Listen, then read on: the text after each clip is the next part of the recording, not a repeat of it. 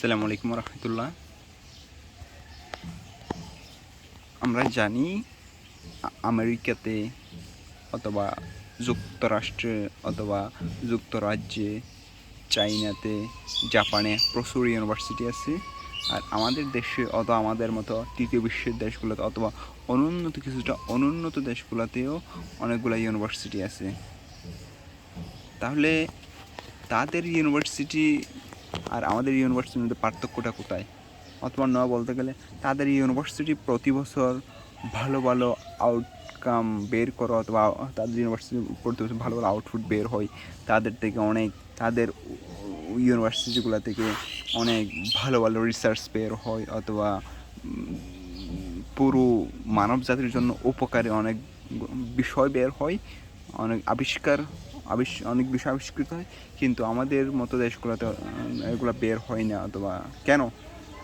অথবা বলতে গেলে তাদের ইউনিভার্সিটি থেকে গ্র্যাজুয়েটেড করা ছাত্রগুলা পুরো বিশ্বকে লিড দিতে পারে। আর আমাদের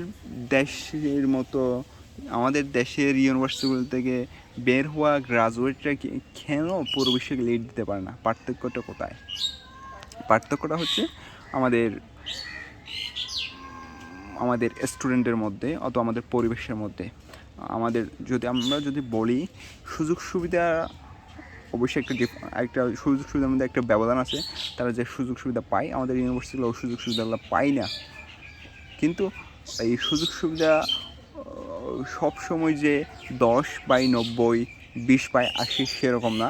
সুযোগ সুবিধা আমরা যদি বলতে পারি 40, 60, 35, 65 অথবা 45, 55, অনেক ক্ষেত্রে 50 এরকম হয়। কিন্তু আমাদের পার্থক্য হচ্ছে আমাদের স্টুডেন্ট এবং টিচারদের মধ্যে। বেশ কিছুদিন আমি একটা ভিডিও দেখছি, ভিডিও ক্লিপ বলা যায়, যেখানে হার্ভার্ডের কয়েকজন স্টুডেন্টকে জিজ্ঞেস করা হয়েছে, হোয়াই ইজ হার্ভার্ড ফেমাস? কেন হার্ভার্ড বিখ্যাত অথবা কেন হার্ভার্ড এত নাম ডাক? তারা বেশ কয়েকজন স্টুডেন্ট ছিল, মিনিমাম 7-8 জন। ওরা উত্তর দিছে এক বাক্যে, হার্ভার্ড সেরার একমাত্র কারণ হচ্ছে এদের স্টুডেন্ট, হার্ভার্ডের পিপল, স্টুডেন্ট অ্যান্ড টিচার। এটা অর্থ কি? এটা অর্থ হচ্ছে মানুষ স্বভাবগতভাবেই অনুকরণ প্রিয় হয়।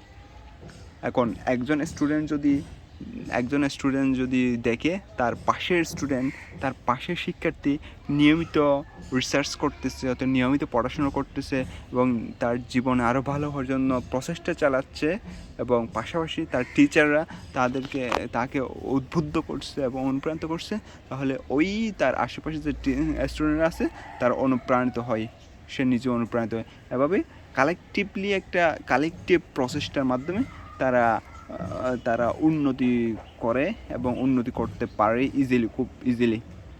আর পাশাপাশি তাদের প্রচেষ্টার পাশাপাশি তাদের টিচাররাও সবসময় বিশ্বব্যাপী চিন্তা ভাবনা করে এবং তাদের স্টুডেন্টকে ওইভাবে গড়ে তোলার জন্য প্রচেষ্টা চালায়, তারপর অনুপ্রাণিত করে, উৎসাহ প্রদান করে। কিন্তু অন্যদিকে আমাদের বিশ্ববিদ্যালয়গুলোতে আমরা দেখি আমাদের স্টুডেন্টরা দূরে থাক, টিচাররা নিজেরা পড়াশোনা করে না। কীভাবে তারা ছাত্রদেরকে উৎসাহিত করবে অথবা উৎসাহ প্রদান করবে, অনুপ্রাণিত করবে। আর টিচাররা নিজেরাই পড়াশোনা করে না, স্টুডেন্টের কথা তো বলার বাহিরে। তারা পড়াশোনা করে মাত্র পরীক্ষার 1-2 দিন আগে, তা দিয়ে একটা রেজাল্ট করে ফেলে। আর আলটিমেটলি দেখা যায় গ্র্যাজুয়েট করার পরে এক দল বেকার বের হয়, যারা আলটিমেটলি সমাজে, রাষ্ট্রে, জাতীয়ভাবে, আন্তর্জাতিকভাবে খুব বেশি অবদান রাখতে পারে না। আর যার কারণে আমাদের জাতীয় উন্নতিতে অথবা বিশ্বের মাঝে আমাদের দেশের একটা অবস্থান সুনিশ্চিতকরণে খুব বেশি ভূমিকা রাখতে পারতেছে না। যদি আমরা এই বিষয়গুলো দূর করে একটা পরিবেশ গড়ে তুলতে পারি, তাহলে দেখা যাবে যে আমাদের ইউনিভার্সিটিগুলো অচিরেই বিশ্বকে নেতৃত্ব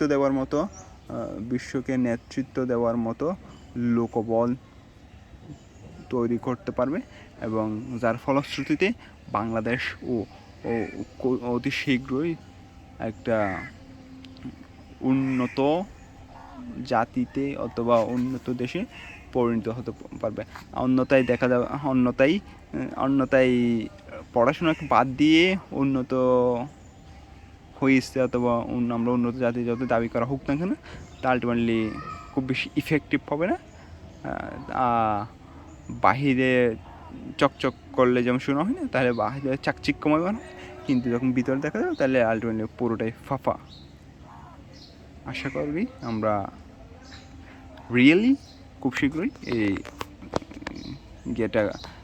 এই গ্যাপটা কাটাতে পারবো।